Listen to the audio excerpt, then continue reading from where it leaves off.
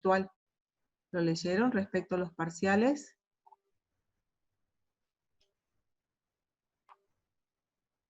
Respecto a la modalidad con la que se van a tomar los parciales. ¿Lo leyeron todos?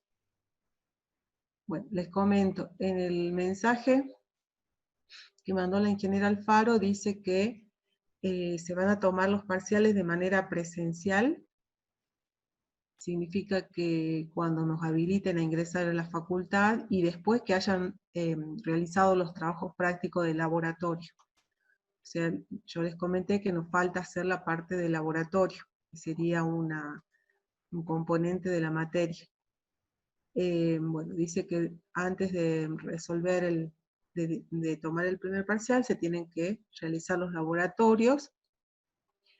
No dice si se harán todos, bueno, eso se va a decidir, supongo lo va a decidir en su momento, pero antes de tomar el parcial van a hacer los laboratorios, o sea, van a tener todo completo, seminarios y laboratorios para rendir recién el primer parcial. ¿Sí? Así que esto no va a ser inmediato, me imagino. Va a depender todo de cómo organice la facultad del reingreso y ustedes puedan hacer los laboratorios. Una vez que tengan resueltos los laboratorios, recién harían el primer parcial. ¿Sí? No sé si lo entendieron así ustedes.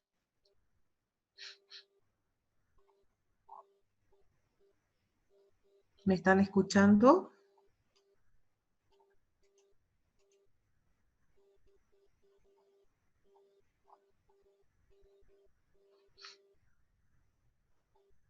Bien, bueno, en esas condiciones estamos ahora. O sea que hay que seguir resolviendo. Yo les comenté que en los laboratorios, en los seminarios, quiero decir, siempre incluí un problema o dos problemas que están relacionados con el laboratorio para que ustedes los vayan interpretando, ¿sí? En cuanto a la aplicación y en cuanto a los cálculos que van a hacer en el laboratorio, es como para irlos poniendo en práctica de lo que ustedes van a tener que desarrollar en el laboratorio. Entonces esto a ustedes les va a servir, llegado el momento, cuando tengan que hacer el práctico del laboratorio, la interpretación y los cálculos que habitualmente se piden en el parcialito y después que se tienen que aplicar para presentar el informe. Sí, es una preparación para ustedes. O sea, el seminario está orientado, en general el objetivo del seminario es cuando en la cursada normal, es un apoyo a la teoría y un apoyo al laboratorio. O sea que la teoría se tiene que terminar de completar o interpretar con los ejercicios del seminario y el laboratorio también se tiene que complementar con el seminario. O sea, no se repiten las cosas. Yo acá un poco que les he puesto lo que harían en el laboratorio, o sea, estarían repitiendo, por decirlo de alguna manera, lo que ustedes van a hacer en el laboratorio. Pero era a modo de que ustedes vayan interpretando, eso quiero decir. O sea, hay ejercicios acá en el seminario que son ejercicios del laboratorio. Bueno, continuamos con el seminario 6 de volumetría redox. Habíamos resuelto el primero y el segundo.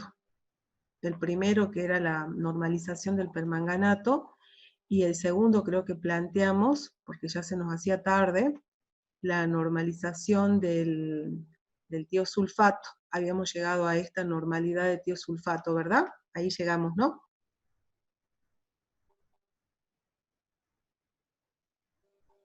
Entonces tenemos que seguir con el 3, que es el ejercicio de determinación de la estequiometría de la reacción para la reacción entre el hipoclorito de sodio y el yodo molecular, y la cuantificación después, la verificación si el valor promedio está dentro de los valores aceptados como verdaderos. Leemos el enunciado. Dice: se ha adquirido una partida de hipoclorito de calcio con una garantía de riqueza mínima del 65% de cloro activo. El laboratorio de control de calidad realizó los correspondientes análisis trabajando sobre 7 muestras tomadas al azar. Cada una de ellas pesa 1,25 gramos y se llevaron un volumen de 250 mililitros, de los cuales se toma una alícuota de 15, se acidifica, se trata con yoduro de potasio, y el yodo liberado se titula con la solución de tiosulfato de sodio. nos piden, en base a este planteo del problema, escribir la reacción iónica simplificada, o sea, la ecuación redox en sus formas iónicas simplificadas, y como suma de dos semirreacciones para representar la reacción global. Eso es lo que nos están pidiendo. Entonces, el hipoclorito de calcio, ustedes esta reacción la tienen en la guía del laboratorio también. El hipoclorito de calcio es lo que habitualmente se usa como agente oxidante, puede ser en la lavandina, habitualmente también puede venir de esta manera, como hipoclorito de calcio. Es un agente blanqueador también, y un agente desinfectante. Por ser un agente oxidante, es un agente desinfectante. Ese hipoclorito reacciona en medio ácido, tomando dos electrones y formando iones cloruro, en una reacción de reducción. Entonces nosotros partimos, para plantear esta igualdad, partimos del hipoclorito que pasa a cloruro. Ese sería nuestro punto de partida. Como tenemos un oxígeno del lado derecho y ninguno del lado izquierdo, tengo que completar con moléculas de agua. Se agrego una molécula de agua, porque hay un solo oxígeno. Luego la molécula de agua me aporta 2 protones, entonces tengo que igualar. Esta reacción ocurre en medio ácido, por lo tanto sé que tengo protones en el medio también, en el lado izquierdo, igualo el número de protones. Y luego igualo la carga. Tengo menos 1 más 2, me queda más 1, y del otro lado tengo menos 1, entonces necesito 2 electrones para que de ambos lados me quede menos 1. Por el otro lado tenemos el agente reductor, que es el yoduro, que pasa a yodo molecular. Entonces nos queda el yodo duro, pasa a yodo molecular. Para balancear la masa tengo que aplicar un coeficiente de 2, y para balancear la carga agregar 2 electrones a la izquierda. Tengo entonces balanceada la masa y la carga en ambas de mis reacciones. Como el número de electrones es el mismo, tanto en la primera como en la segunda reacción, decimos, ya podemos sumar ambas reacciones, no tenemos que hacer ninguna multiplicación en ninguna de las hemireacciones, entonces están igualado el número de electrones, simplemente sumo ambas hemireacciones y obtengo la reacción global. Esta es la reacción global del hipoclorito, que pasa a cloruro, y el yoduro, que pasa a yodo. Luego nos piden que calculemos el porciento de cloro activo obtenido si los volúmenes consumidos en cada valoración fueron estos.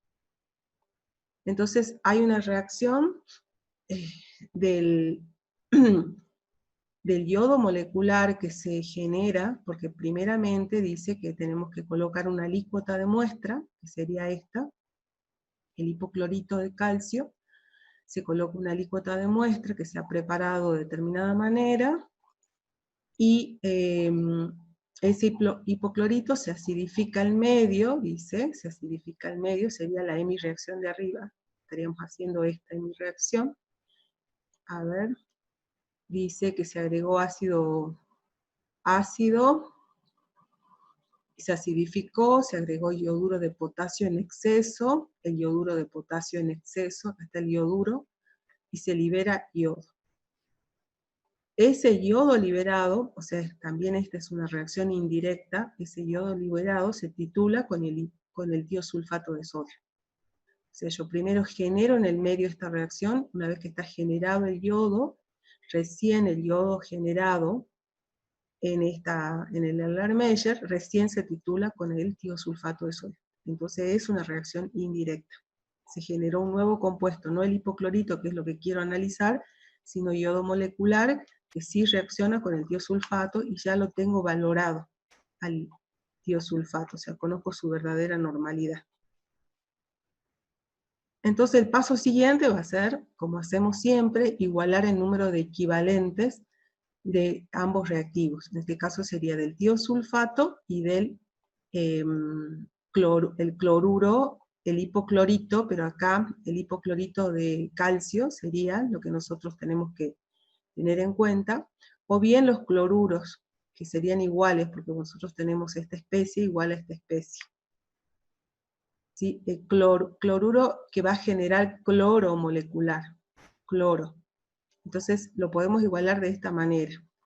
Se decimos o directamente como el hipoclorito de calcio. El hipoclorito, que era el compuesto original con el cual estaba conformado. El asunto es que ese hipoclorito, cuando reacciona en el medio, genera cloro activo, cloro molecular, ¿sí? Al 65%, dice el rótulo del envase. Entonces nosotros nos conviene expresar en función del dato que tenemos como dato verdadero. Este dato del 65% de cloro activo es cloro molecular, cloro activo, cloro molecular, lo tenemos como dato del problema. Por eso es que ponemos acá equivalentes de cloro activo. Un momentito.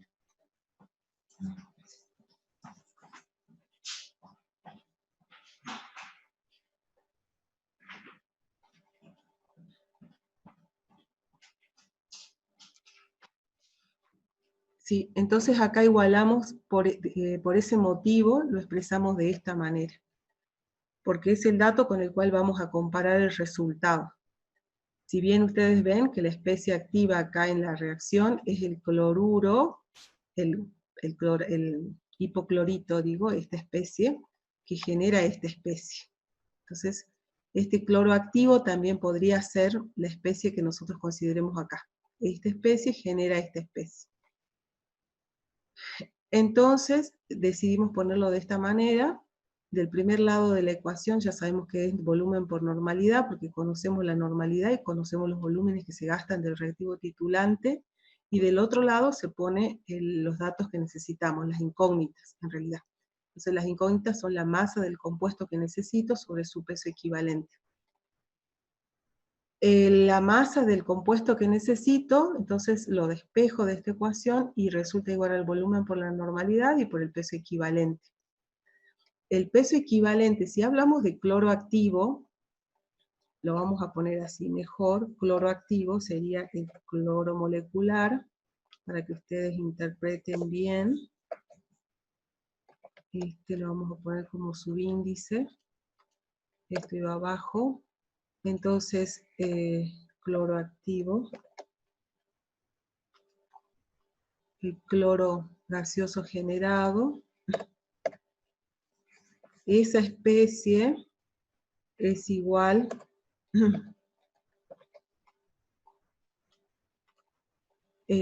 al peso molecular del cloro, que sería este valor por 2, y dividido 2.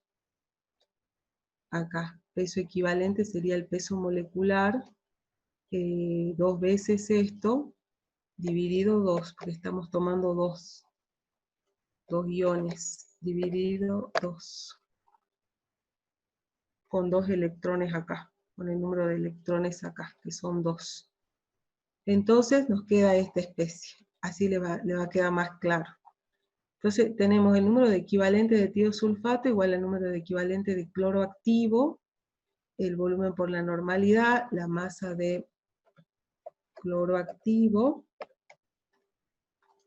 sobre el peso equivalente, y de acá nos queda la masa igual al volumen por normalidad por el peso equivalente. Entonces, llegado el momento de hacer un reemplazo para los distintos volúmenes, porque son 6 volúmenes los que se gastan, o sea, son repetir 6 veces el mismo cálculo, vamos reemplazando el volumen expresado en litros, la normalidad en equivalente gramo por litro, y el peso molecular 2 veces el peso molecular dividido 2. Los electrones son 2. Entonces nos queda esta expresión y nos queda la masa. Esta masa sería la cantidad de cloro activo, en la alícuota, ¿no es cierto? Esta cantidad de cloro activo en la alícuota de 15 mililitros. Tenemos un total de 250 mililitros. 250 mililitros vamos a tener la misma masa multiplicada por 250 sobre 15. Sería, ¿no? Con un factor, digamos, de concentración que tendría que multiplicar para tener en cuenta todo el volumen de la solución. Y luego digo, esa masa de cloro activo está en la masa inicial que se pesó en 100 gramos, porque la respuesta está expresada como porcentaje, en 100 gramos sería esta cantidad de cloro activo. la cantidad de cloro activo, entonces sería 61%, redondeando. 61%. Y hacemos exactamente lo mismo para los demás casos. O sea, repetimos el cálculo para cada volumen y los demás todo es igual.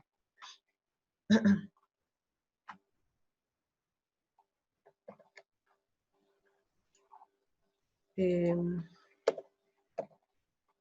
entonces nos quedan las distintas masas, por lo tanto, la masa en la alícuota, teniendo en cuenta la masa en la alícuota, sería por 250, como les acabo de decir,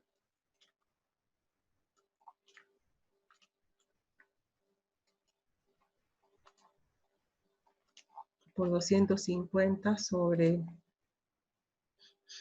15 y por 100 sobre el peso de la muestra, sería la expresión general. Multiplicando cada masa por el factor, que me lleva a tener en cuenta todo el volumen de la solución, multiplicando por 100 sobre el peso de la muestra, que es la misma en todos los casos, y tenemos la cantidad de cloro activo, que varía entre 61 y 64%, hay distintos, 65%. ¿Sí? Entonces tengo los resultados del análisis, la serie de resultados. La expresión del resultado lo tengo que expresar como valor medio, porcentaje promedio. Porque nos están pidiendo escribir la ecuación iónica balanceada en la primera parte, en la segunda parte calcular el porcentaje de cloro activo promedio obtenido si los volúmenes consumidos fueron tales. Y entonces necesito hacer el promedio del cloro activo. Esto lo vamos a poner como cloro molecular, que es el cloro activo. Si en todos los casos van a ser cloro molecular. Porque si no, no se entiende bien, pues es mejor de esta forma. Cloro activo. Como subíndice el 2, ¿no? Cloro activo.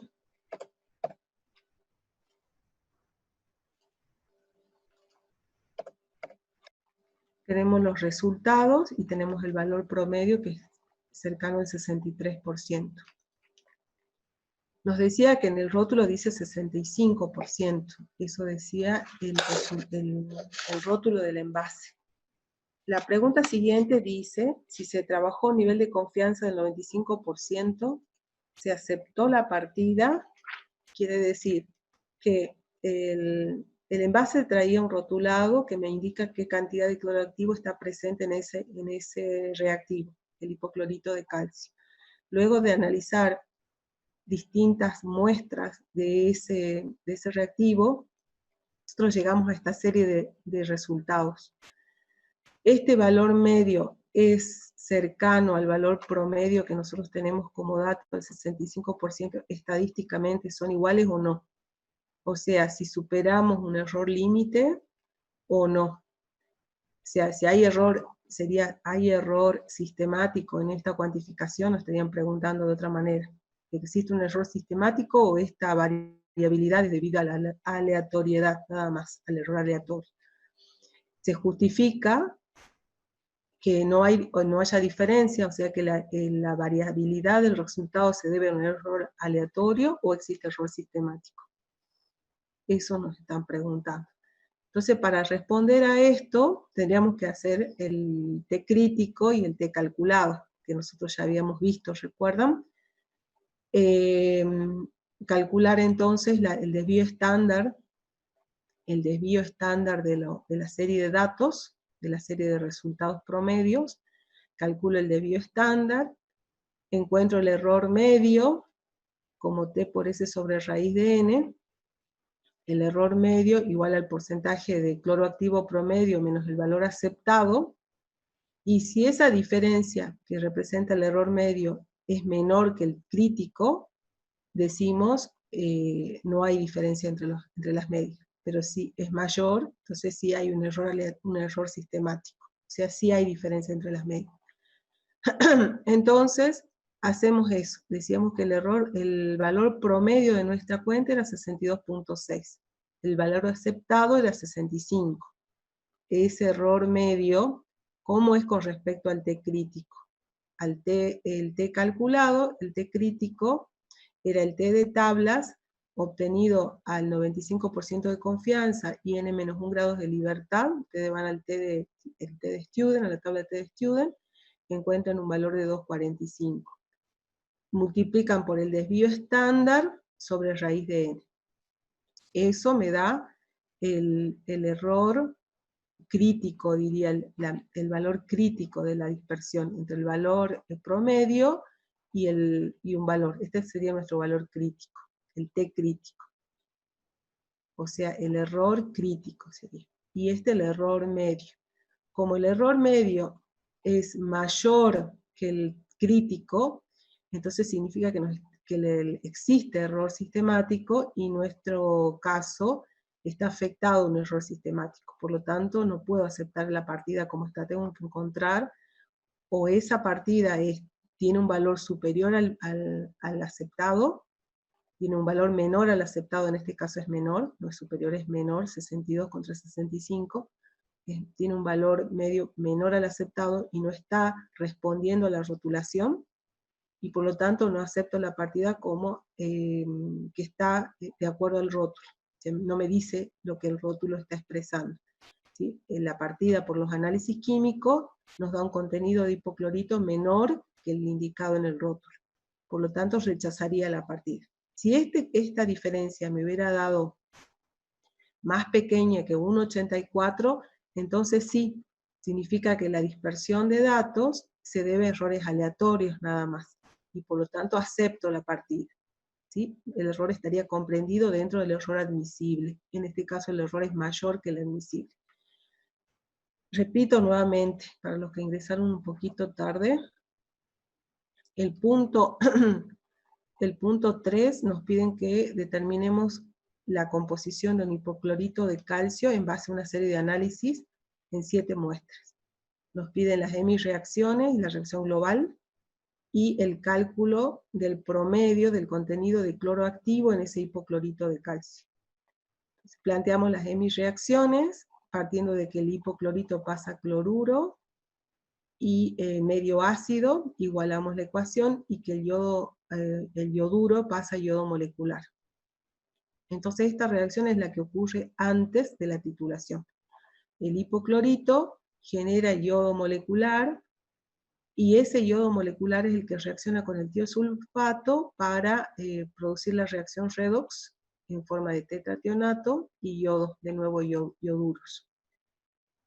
Entonces, igualamos los números de equivalentes, y dijimos que esta es una reacción indirecta porque la especie que me interesa a mí era el hipoclorito, que genera cloro activo. Eso es la especie que a mí me interesa, el hipoclorito, que genera cloro activo en el medio. Entonces decimos el número de equivalente de tiosulfato es igual al número de equivalente de cloro activo. Cloro activo es cloro gaseoso. Entonces decimos, volumen por normalidad es la igualdad en el primer miembro, y masa sobre peso equivalente es la expresión del segundo miembro.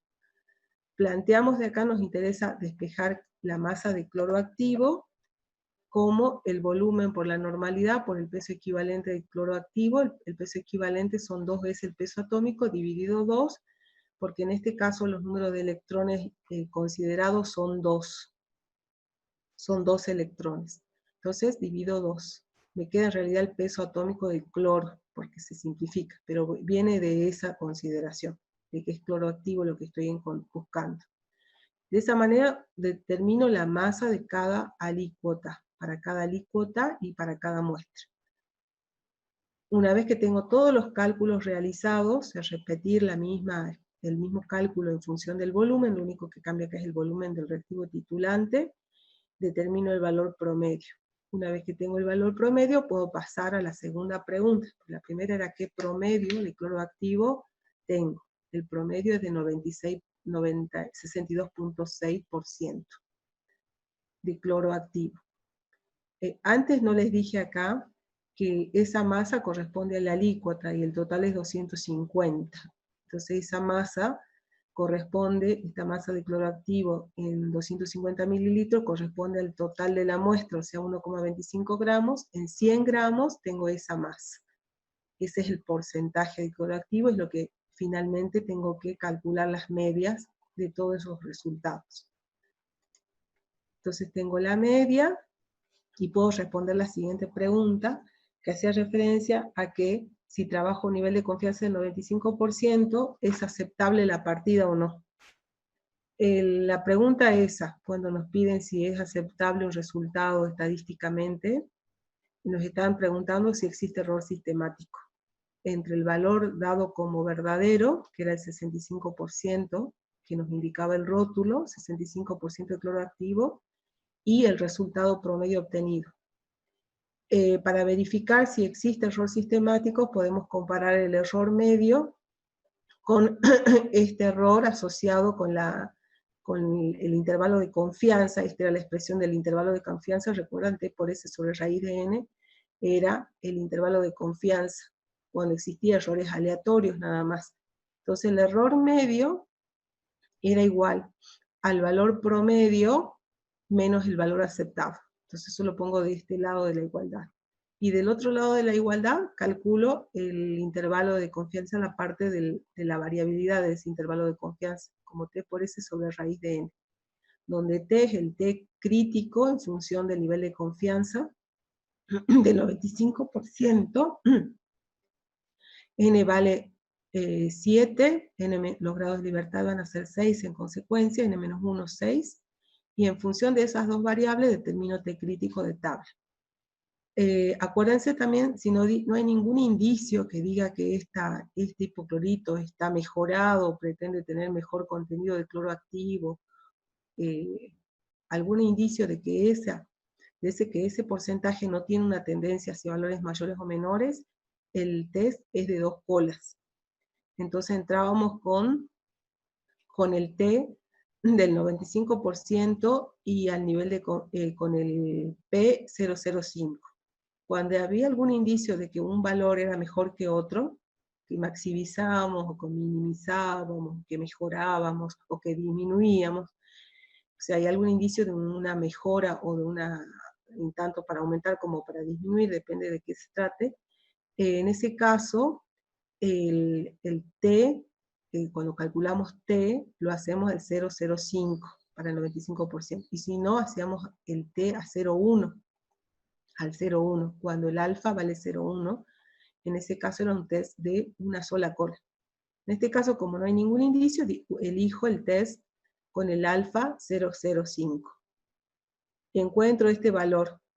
Una vez que tengo este valor, puedo calcular este segundo miembro, T por S sobre raíz de N, calculo y observo los resultados. El error medio es mayor que, acá está puesto al revés, ¿no? Es mayor. Este miembro es mayor que el segundo miembro. Entonces, no se verifica, en esas condiciones decimos que no se verifica, estamos cometiendo mayor error que el error admisible. Al revés está esto, mayor.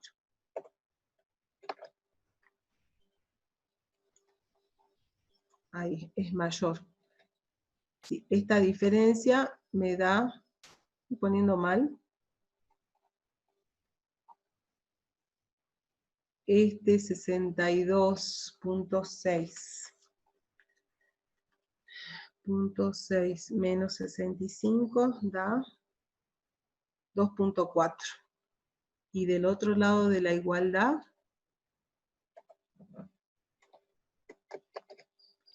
2.45 por 1.99 dividido raíz de cuadrada de 7 da 1.84. Sí, así es.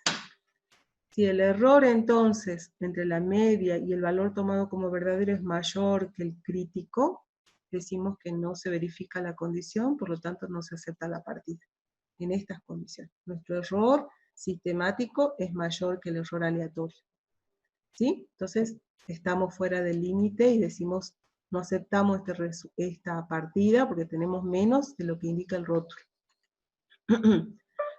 Ahora sí, ¿se entendió bien?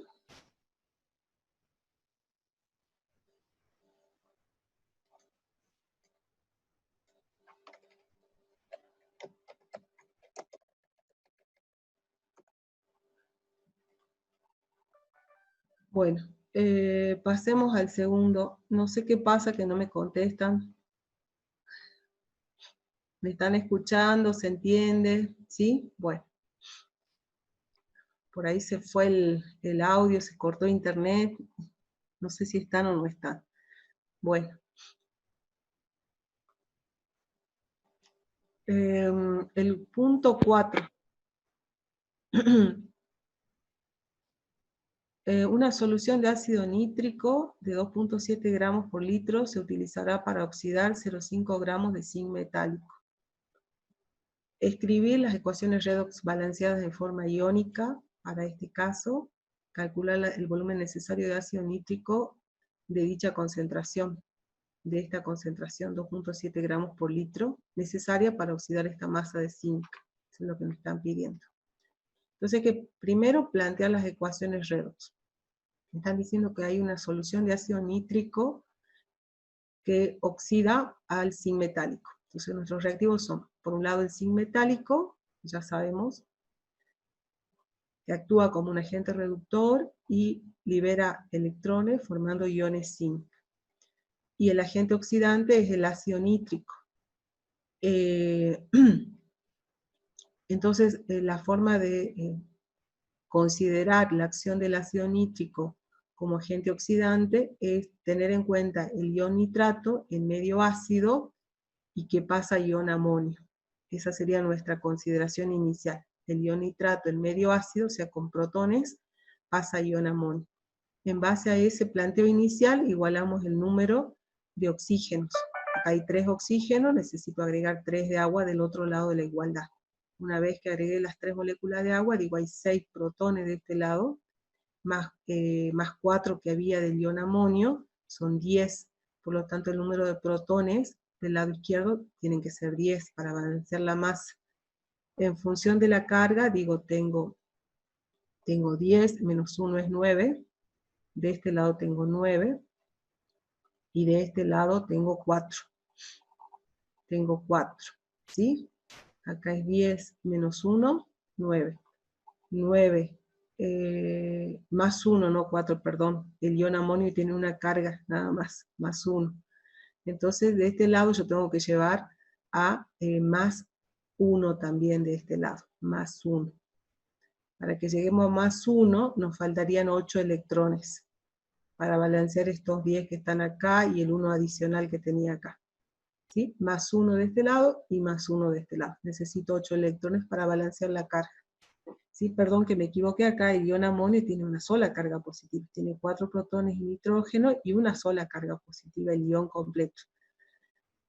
Bueno, entonces tengo que, una vez que está balanceada la masa y la carga, igualar el número de electrones de ambas de mis reacciones. Acá hay 8, por lo tanto acá hay que multiplicar por 4 para tener 8 de la misma manera que en la segunda ecuación de la segunda de mi reacción. Entonces multiplico todo por 4 y recién puedo sumar. Entonces me queda el nitrato, más 10 de protones, más 4 de zinc metálico, genera 4 iones zinc, más ion amonio uno solo, y 3 de agua. Esa sería la ecuación general, balanceada. Luego nos piden calcular el volumen necesario de ácido nítrico de esta concentración. Entonces, para tener en cuenta cómo están combinados mol a mol en la reacción global, para poder hacer el cálculo de qué masa o volumen, en este caso es un volumen, qué volumen necesito ácido nítrico para que reaccione por completo con el zinc. Entonces, transformo esta concentración, lo primero que hago es transformar esta concentración en molaridad. Entonces nosotros, porque de esa forma podemos igualar el número de moles, acá ver la relación de moles que hay en la relación estequiométrica, y en base a eso calcular los moles y después pasar a volumen. Entonces, la molaridad del ácido nítrico, por definición, es igual a número de moles sobre volumen, ¿verdad? Eso es por definición. Molaridad es número de moles sobre volumen. Y donde el número de moles es igual a la masa sobre el peso molecular y sobre el volumen. Entonces, la masa son 2.7 gramos que sería la masa, sobre el peso molecular del ácido nítrico, que es 63, con estos dos términos, numerador y denominador, tengo los moles de ácido nítrico. Y dividido el volumen, y decimos que esa masa está en 1 litro, por lo tanto mantengo esa relación. Está el litro ya establecido en la concentración inicial, no necesito convertirlo a litro, lo tengo. Entonces lo dejo como está. Lo único que me faltaba acá era el peso molecular para llevar la masa contenida en el litro de solución a moles. Hago la cuenta y me queda esta expresión de molaridad, 0.0429 molar.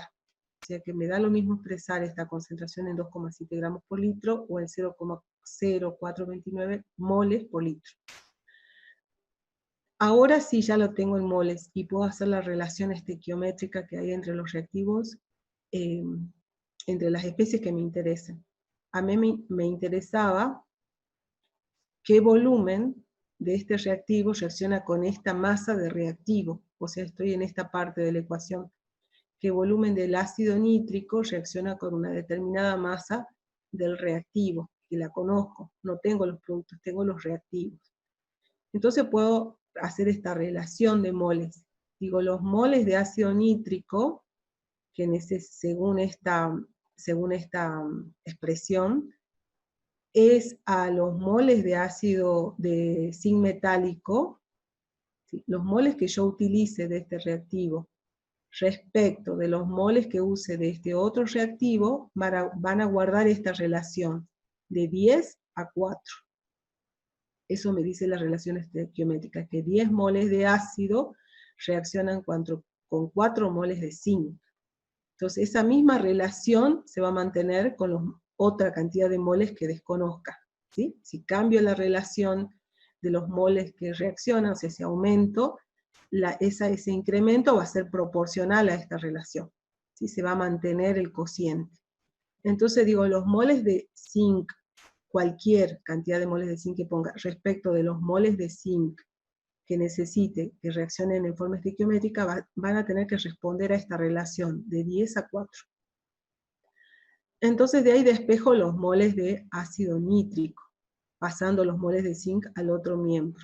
Entonces los moles de ácido nítrico que necesite van a guardar esta relación de 10 a 4 moles de zinc del reactivo que está reaccionando. Y ese 10,4 es lo mismo que 2,5 moles de zinc. Entonces ahí ya tengo mi expresión de cálculo. Sabemos que, entonces, que esta es la relación que se mantiene de proporcionalidad según la relación estequiométrica. Entonces, ¿qué nos queda? ¿Qué nos queda?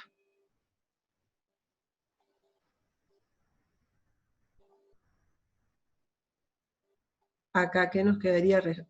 ¿Cómo continuamos con la resolución?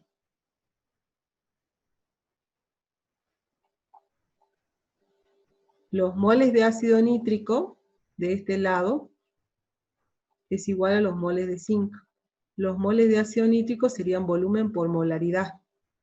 Me daría los moles. Yo conozco la molaridad. El volumen es lo que no conozco. Entonces estos moles lo expreso como volumen por molaridad. Y del otro lado son 2,5 moles de zinc. 2,5 moles de zinc. Y los moles son masa sobre peso atómico. ¿Sí? Entonces estoy utilizando esta ecuación, los moles de ácido igual a 2,5 moles de zinc, y a partir de allí despejo el volumen. Entonces del primer lado, moles era igual a volumen por molaridad. Y del segundo lado, moles de zinc es masa sobre peso atómico. La masa la tengo de dato, es 0,5 gramos. El peso atómico lo tengo, es 65,4 gramos. Y el volumen sería la incógnita de esta ecuación, y la molaridad pasa al otro miembro dividiendo. La molaridad del ácido ya la calculamos anteriormente, era 0,0429. Y despejo el volumen de ahí. ¿Sí? Calculo el volumen, ya lo despejé antes. Y encuentro el volumen. ¿Se entiende bien? ¿O hace falta otra explicación?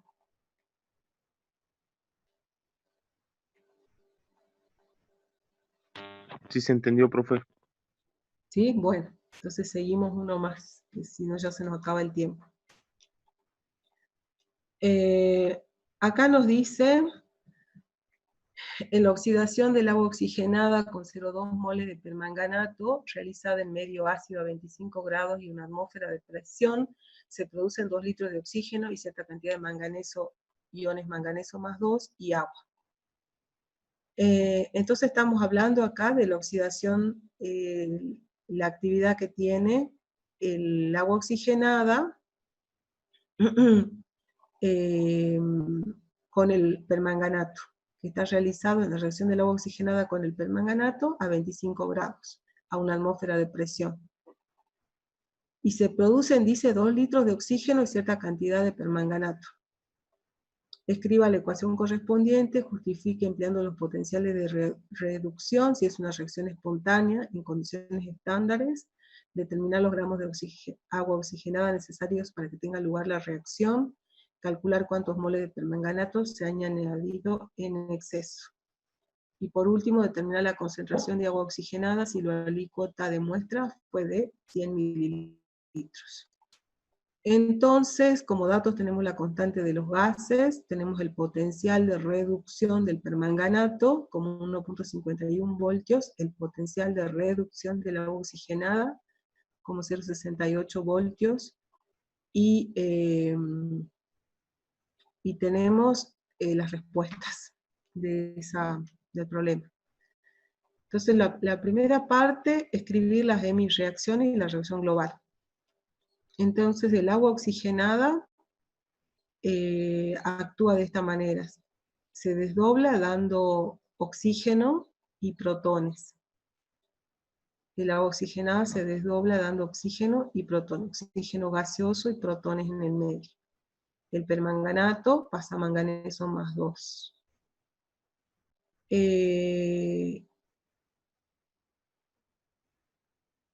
Fíjense, acá el agente oxidante ganaría electrones, ¿no es cierto? Ganaría electrones, que sería el agente oxidante gana electrones, se reduce, pasaría de acá. El agente oxidante gana electrones, se reduce. El agente reductor pierde electrones, se oxida. Este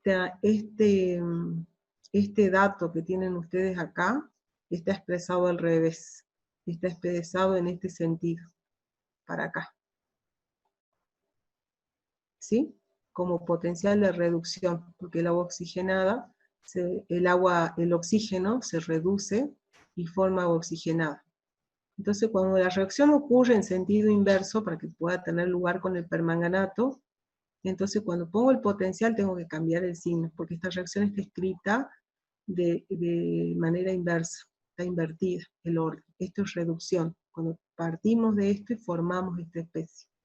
Entonces, al expresarla como está indicado en las reacciones para que nosotros podamos interactuar ambas y tener una reacción global, necesito cambiar este signo, ponerlo como oxidación.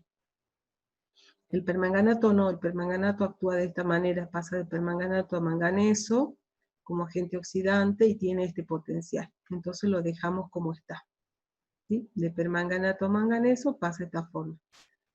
Cuando ocurre al revés, de oxígeno para acá, sería el potencial de reducción, y nosotros estamos teniendo una reacción inversa, por lo tanto cambiamos el potencial y cambiamos el signo, para invertir el sentido de la reacción.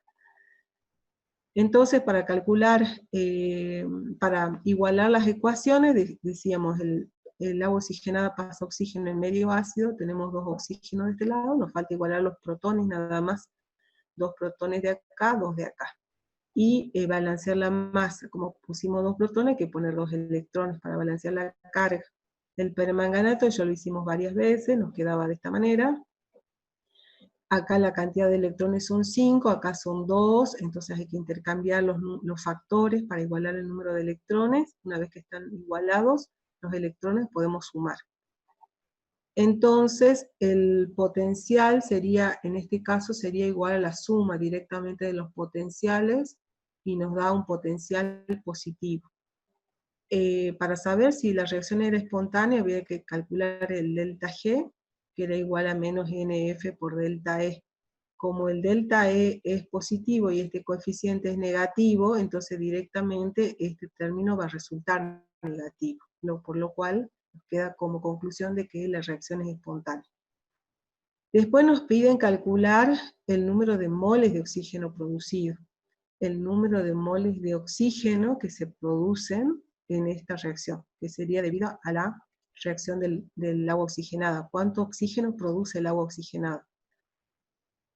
Entonces, para poder resolver esto, hacemos uso de la ecuación de los gases ideales, que decía que P por B igual a nRT, y de acá despejamos el número de moles, como P por B sobre RT.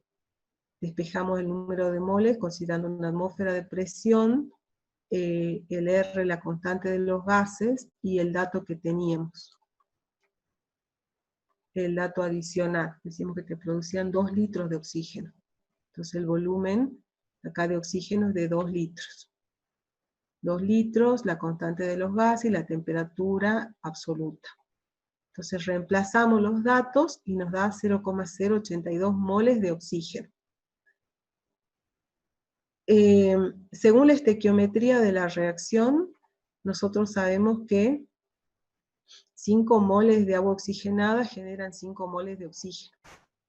Según la estequiometría de la reacción, nos dicen que 5 moles de agua oxigenada generan 5 moles de oxígeno.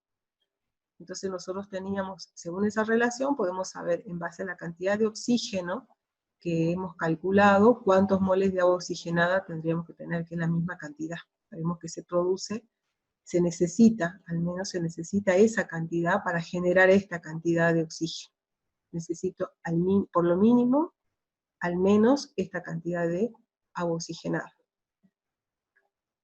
Entonces, la masa de agua oxigenada, cálculo de la masa. La pregunta era, determine los gramos de agua oxigenada necesarios para que tenga lugar esta reacción.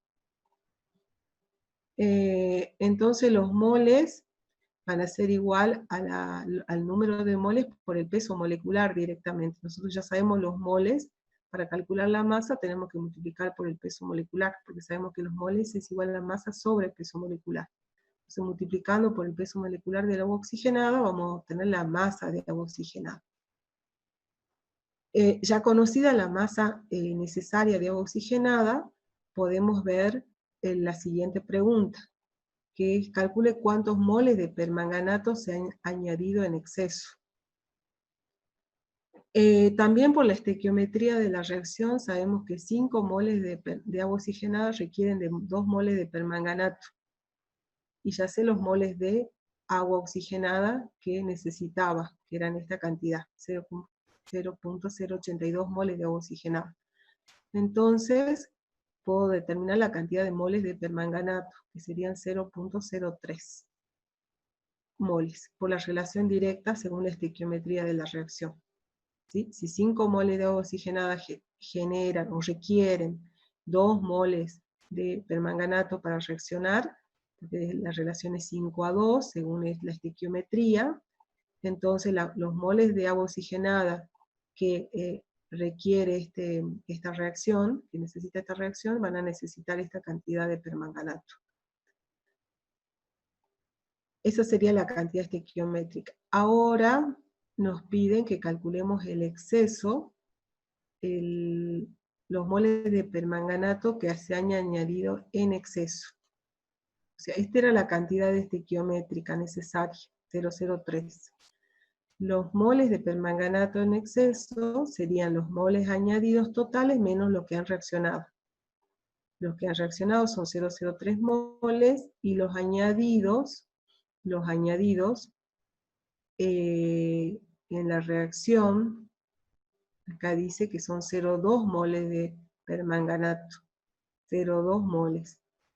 Entonces, de esa manera podemos encontrar el exceso. Sí, ¿verdad? 0,2 moles dice acá. La oxidación de agua oxigenada con 0,2 moles de permanganato en medio ácido, entonces acá me queda 0,2 moles. Acá se me fue un 0. 0,2 moles y menos los necesarios, me queda esto, 0,17 moles. Los moles totales añadidos menos los que necesarios para la reacción, me va a dar el exceso. Y el punto siguiente es determinar la concentración en volumen de agua oxigenada si la alícuota de muestra fue de 100 mililitros. La concentración en volumen de agua oxigenada. Entonces, para hacer ese cálculo, tenemos que tener en cuenta esta relación. Nosotros teníamos 0,1, o sea, 100 mililitros, dice acá, 100 mililitros de solución.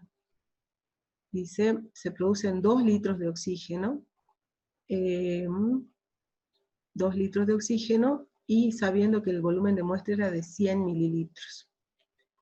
Entonces, en 100 mililitros de oxigenado generaron 2 litros de oxígeno, nos están diciendo. 100 mililitros de oxigenada generaron 2 litros de oxígeno. Entonces, 1 litro de oxígeno, ¿cuántos volúmenes de oxígeno estaría generando? Y nos da 20 litros. Entonces, simplemente saber la relación entre el volumen de agua oxigenada y el volumen de oxígeno generado. Eso ya me da la concentración en oxígeno gaseoso. Entonces, teniendo en cuenta este dato que lo tenemos al inicio del problema, por cada litro de agua oxigenada genero 20 litros de oxígeno. Esa relación me está dando la concentración, otra forma de expresar la concentración de agua oxigenada. ¿Esto qué nos quiere decir? Que la concentración de agua oxigenada la puedo expresar en volúmenes, que son los litros que genera cada litro de agua oxigenada. Entonces, ¿cuánto oxígeno genera 1 litro de agua oxigenada? Esa sería la concentración en volumen de agua oxigenada. Eso es todo lo que nos pide. ¿Se entendió? ¿O hay algo que falta acá?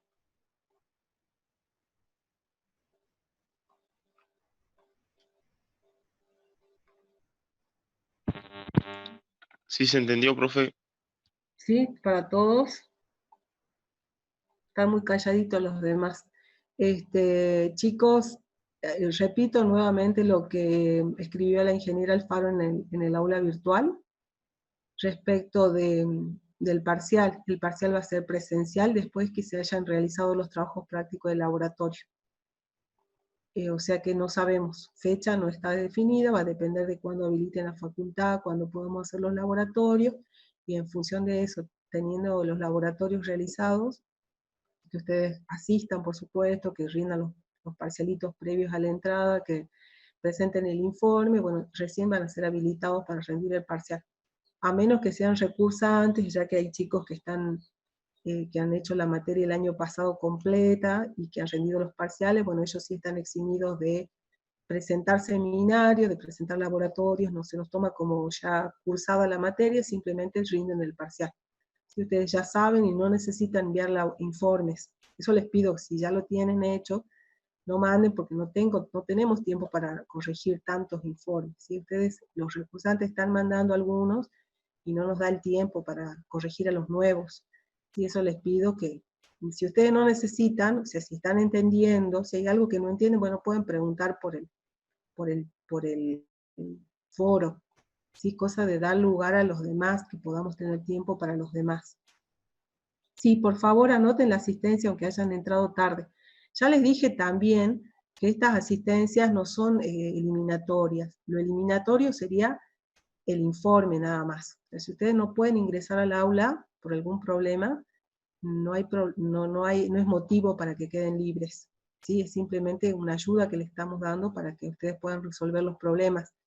Lo que sí es necesario es que manden el informe, los chicos que están cursando por primera vez y los que del año pasado que no han rendido los parciales, o sea, la gente que sí tiene obligación de enviar los informes, lo tienen que enviar para tener derecho a rendir el parcial. Ellos sí necesitan. Los que ya han cursado el año pasado y tienen todos los seminarios y laboratorios completos, no necesitan enviar. ¿Sí? Eso creo que lo dijimos al principio, pero parece que algunos no han entendido.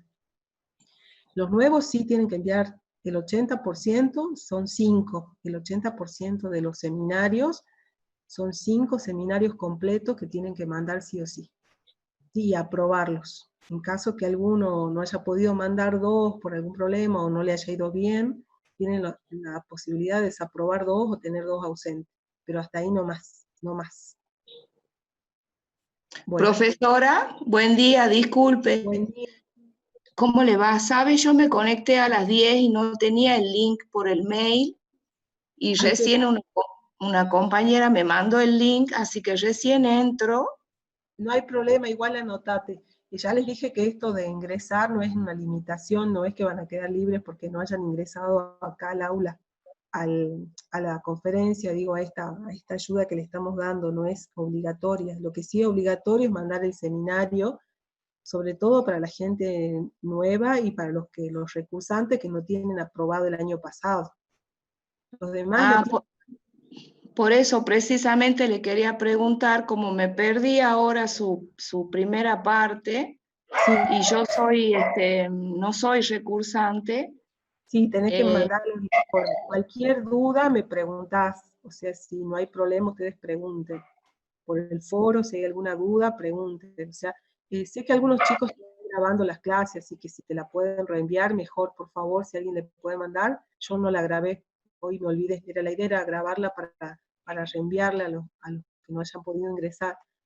Pero no es obligatorio, lo que quiero que quede claro que no es obligatorio, lo que sí es obligatorio es enviar el seminario resuelto en tiempo y forma, sobre todo para los chicos nuevos, los que están cursando por primera vez, para los que el año pasado no completaron la cursada, o sea que rindieron un parcial o ninguno, los que rindieron los 2 parciales no tienen que presentar. Y hay chicos que están como oyentes, que han cursado otro año y que quieren rendir parciales nada más para promocionar, ellos tampoco tienen que mandar el seminario, porque ya la tienen aprobada la materia. Disculpe, sí. Otra preguntita, ¿por qué no nos llegó el link por el Zoom o por mail? No sé qué pasó, disculpe, no sé. Yo lo mandé como a las 9 de la mañana. No llegó, y eran más de las 10:30 y no llegaba. No sé qué, ya voy a revisar. Una de esas yo copié mal las direcciones, porque yo las copio a las direcciones y se las mando. Se las mando por un solo envío, hago a todos. Yo voy a ver, una de esas copié la mitad, o cometí algún error al enviar, ya voy a tenerlo en cuenta. Hasta ahora nunca me había pasado, creo. Siempre le llegó, ¿verdad? Sí, llegaba siempre, hoy no. Por eso me voy a fijar si cómo mandé el mail. Puede ser que haya copiado sin querer hasta la mitad y haya mandado la mitad. No se me ocurre otra cosa. No sé qué pasó. Pero esto no es motivo de que alguien quede libre porque no haya asistido a una clase. Yo simplemente les tomo asistencia para tener una idea de quiénes están ingresando, cómo van ingresando, nada más. Es un control mío nada más. Pero no implica que ustedes van a quedar libres por no haber asistido. ¿Sí? Bueno, ahora me fijo qué ha pasado y ya después voy a tener más cuidado al hacer el envío. Bueno, entonces hasta acá llegamos.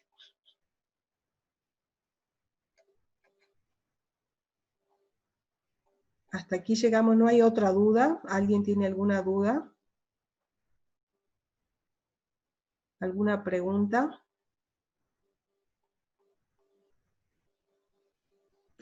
Profesora, Sí. disculpe, sería mucho pedirle que para el miércoles dé así rapidito una repasada de lo... Sí, por Bueno, favor. sí, lo que vamos a hacer el miércoles, empezamos a las 2 en punto, y un minuto Sí. después, porque los chicos tienen clase.